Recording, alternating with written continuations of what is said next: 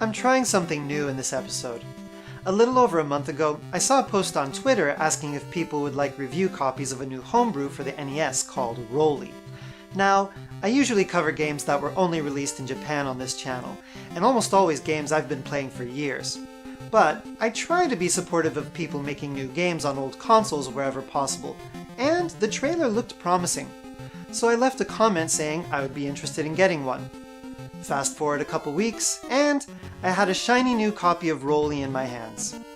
Can it stand out from the seemingly endless list of other homebrew games for retro consoles? Let's find out. Rollie is a traditional 2D platformer for the NES, made in full by one single person, a man who goes by the name Octavania. The game is eponymously titled after the main character, Rollie the raccoon, who's on a quest to save Paradise Gorge from a vague group of bad guys, which are all other animals with a serious grudge to settle apparently. The Kickstarter page simply describes them as brats and bullies. I guess we'll have to settle for some very mean furry woodland creatures. Rollie, being a compassionate and just hero, has the mission of showing them that brute force and aggression aren't the answer, as you can clearly see.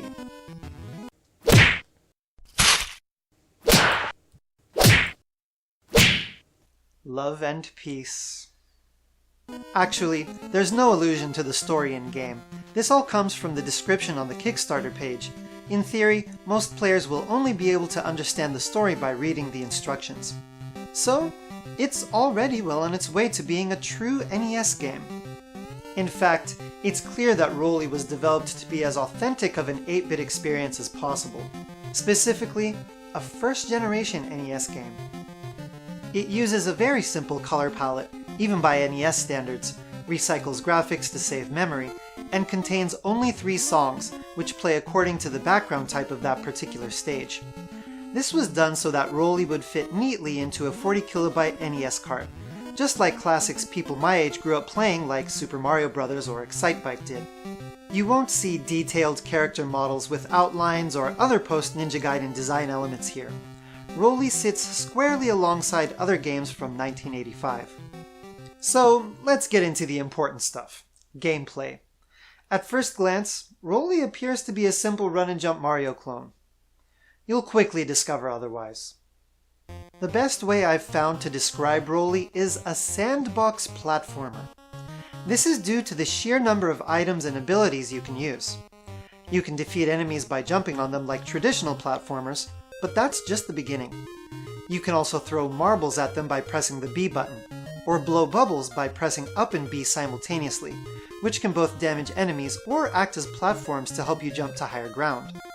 As the name of the game indicates, you can roll up into a ball by pressing the down button, and then roll through narrow pathways, and pressing the B button while in this form will make Rollie flash for a second, during which time he's invincible and can also damage enemies. Still want more abilities? Items can be found inside flowers in the stages, or sometimes left over by defeated enemies. Several of these will change Rollie's color and give him some special power for a limited amount of time. Brown lets you make earthquakes by bouncing on the ground. Blue allows you to jump as high as you want and float slowly downward. And green lets you walk on air like a spiritual master in the Himalayas. Still not enough, you say? There's also invincibility, an ice cream cone that slows down enemies to a snail's pace, and a cake that emits hearts from your character, which will tame enemies when you get close to them. There's even a very rare item which will allow you to assume the shape of an enemy. The number of things Rollie can do is truly staggering.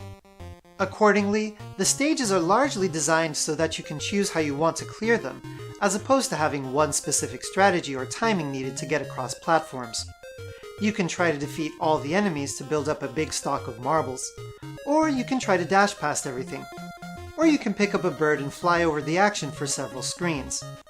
Having this many choices for how to attack and progress in a 2D platformer isn't something I've seen much of before, and it immediately dispelled my fear that Rollie might fall into the trap of relying on the novelty of being on a retro console as its appeal, which so many homebrews on old consoles do.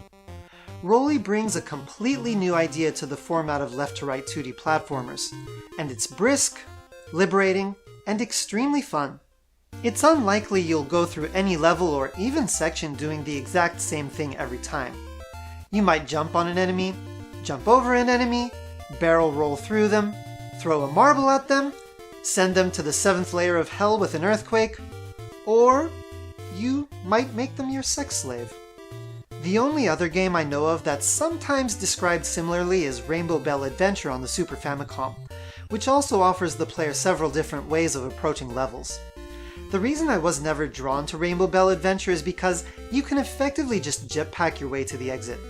Not really my kind of game. But Rollie doesn't have this problem at all. Despite the myriad abilities you have at your disposal, it's still a game of skill. And a speedrunner's dream come true. The other aspects of game design are equally applaudable. The walking pace is comfortable, and jump control is smooth and floaty in a good way and much easier to get a grip on than the first Super Mario Bros. The enemies pretty much all behave in different ways. Some just walk straight forward, some pace back and forth, some mimic your own movements. There are even bad foxes that can throw marbles just like Rollie. There is also a boss at the end of every one of the 16 levels, although they're pretty much just standard enemies that move around a bit faster and take a lot more hits to kill. It's a better game with them than it would have been without them, but don't expect anything fancy. While the levels are simply labeled with numbers, they're actually broken up into 4 worlds with 4 sublevels each. The first 3 levels are all outdoors, and the 4th level takes place inside a cave, with the same big snake boss at the end of each cycle. I'm not sure why the developer didn't decide to reflect this in the stage numbers. I suppose 16 makes it seem like a bigger journey than 2-1 or 4-3 would have. As for hit detection, it's pretty much as reliable as you could ask for. The one very nice thing is you can jump into the small openings in walls with your rolling form. I've never once experienced falling to my death because the collision detection had a hiccup. One thing you may notice is that sometimes you'll end up taking damage when trying to jump on an enemy, even if you had just landed a hit on them the second before. This is almost certainly due to the unstable nature of a game this small in size running on an 8-bit console. It's something you can see in NES games that were developed while the console was active, and isn't surprising at all. In fact, you could say it's part and parcel of an authentic NES experience. You may be wondering if I have any criticisms with the game, and there are a couple. For example, the stage layouts have a tendency to blend into one another, at least in the first third of the game. Hop over this platform, roll under that one, repeat. This is due to the fact that Rollie is meant to give the player freedom in choosing how to clear stages. Performing all the different actions you have is where the variety comes from, not unique platforming tricks. It's a big contrast to platformers like Super Mario World or particularly Donkey Kong Country that require very specific jump timings to get across tricky sections.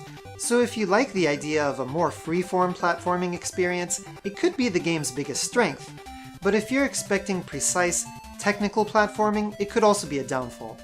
My biggest complaint with Rollie lies in the progression of difficulty. For the first half of the game, you're pretty much just having a blast, using all the different weapons and abilities. A couple levels introduce hazards like slippery ground or wind blowing, but the premise is the same. Enjoy the variety in play types. And then, you get to stage 10, which has both slippery snow and wind hazards. Now, on the one hand, it is impressive they were able to implement 2 physics tricks at the same time on a homebrew NES game. But from this moment, Rollie stops feeling like a sandbox platformer and requires pinpoint precision. Jumps now have you on the edge of your seat. Being able to land on an enemy while battling the wind requires serious focus, and running out of marbles and bubbles is a common occurrence, leaving you no choice but to tackle the most perilous jumps. The rest of the game is similar. No more do you have the freedom of bouncing around and using one of 7 different abilities to pass an enemy. The second half of Rollie requires learning exact timing for both jumps and enemy movement, and is for hardcore 2D gamers only. To be fair, I absolutely prefer it this way to a game that's too easy, which is a real concern of mine for homebrew games in particular. But the change is very abrupt, and it doesn't just change the difficulty, but the entire playstyle. This is without a doubt the most challenging part of game development, and even major game studios with teams of industry experts aren't always able to get it right. So I might be accused of expecting too much from an NES game made in 2019 by one person. I just wonder if there wasn't a way to make the game more challenging, while retaining the freedom of using many different strategies to approach those challenges. Maybe it's something the developer could consider if they ever decide to make a sequel.